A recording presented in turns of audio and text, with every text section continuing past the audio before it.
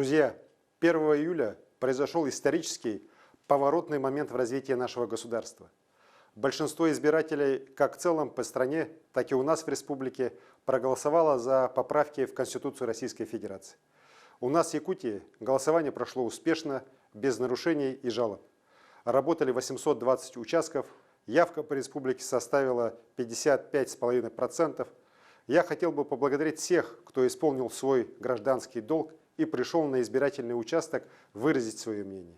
И отдельно сказать спасибо тем, кто проголосовал за принятие поправок, за курс на укрепление государства и защиту прав простых людей. Благодаря вам мы проснулись в обновленной стране.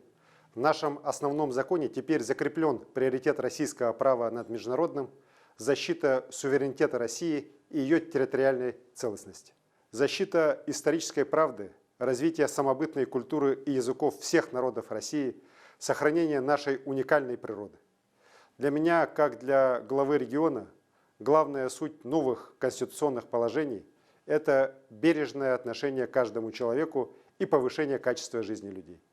Защищены права детей, семей с детьми, всех работающих людей, пенсионеров.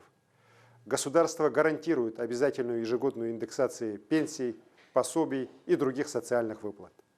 Всем гражданам гарантируется обязательное социальное страхование, доступная и качественная медицинская помощь. Это означает, что социальные гарантии государства перед гражданами, курс на экономический рост страны и на повышение благосостояния людей навсегда останутся незыблемыми. Теперь всем нам предстоит большая работа по претворению обновленной Конституции в жизнь на местах.